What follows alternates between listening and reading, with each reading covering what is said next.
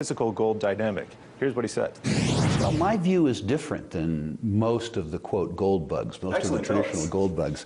My belief is that the collapse in the paper market happened because of leveraged long financial intermediaries, hedge funds, banks.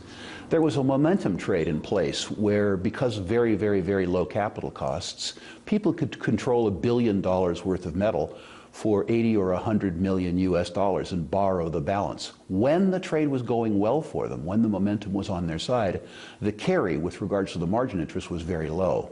When gold and silver rolled over, and when very recently the US short-term interest rates rolled up, the margin requirements became very large.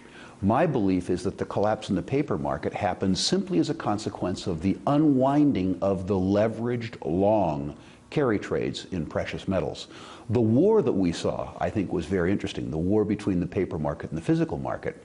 What I think we had was a movement of gold from weak hands, that is leveraged long hedge funds, to strong hands. And who are they? Unleveraged individual buyers. The alleged Chinese housewife.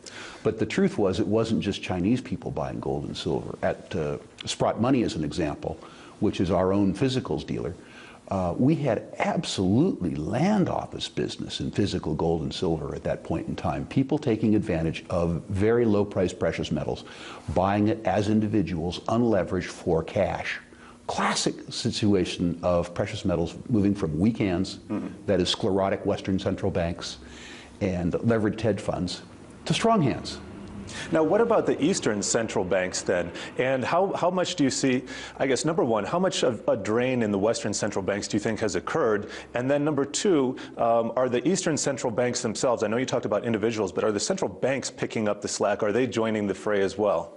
Well, the statistics would suggest that they are. And I think that's very interesting. I think time will tell whether or not they're strong hands.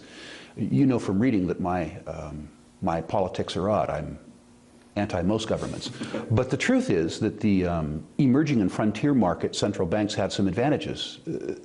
They were frozen out of credit markets in the early 1990s. I don't think lower leverage. Right. I don't think they're under-encumbered because they were particularly prudent. I think they're under-encumbered because they didn't have the advantage that the United States had. The United States had the ability to squander its future in debt markets, which it took.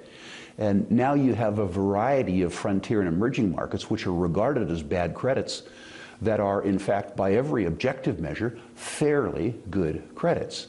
I hope that the citizens of those countries and the people who run those banks understand the good fortune they had to be frozen out of credit markets, and they constrain their demands for credit on a going forward basis. Let's talk about some of these emerging markets with respect to Sprott U.S. Holdings. Where are you, and I understand that you have a variety of opinions within your organization, but where are you looking to in terms of new frontiers with respect to gold, silver, palladium, platinum? The truth is, the stuff is where you find it. Okay, and, that's simple. Yeah, I am much more willing to take political risk than I am technical risk. I realize that political risk is real. Political risk is something that people respond to because it's emotional. They can see it on television. Right. Technical risk you have to work hard to understand, and most people prefer not to work. I have experienced personally my worst political risk in the People's Republic of California. A lot of money was stolen from me by Caucasian people in English according to the rule of law. I have, by contrast, experienced very good results in places like Kazakhstan and Congo. But the truth is that political risk is a reality in extractive industries. Mines, oil wells, they're fixed targets, and they're almost irresistible to governments. What you find over time is that a political culture that can't get much worse, that's really, really, really broken, and that's often the case with frontier cultures, gets better. And a political culture that can't get better gets worse. The truth is, in the United States, that there's still a reasonably good future to wreck. And the citizens appear to be bent on electing politicians who wreck it.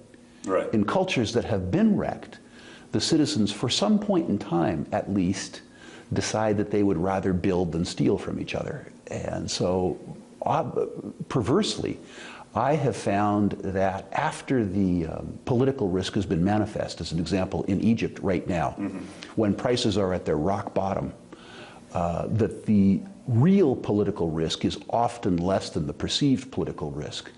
By contrast, countries like Germany, Canada, the United States, countries that are wealthy, sclerotic, and becoming more political often manifest more political risk than is perceived by the market. So my attitude towards political risk is very odd.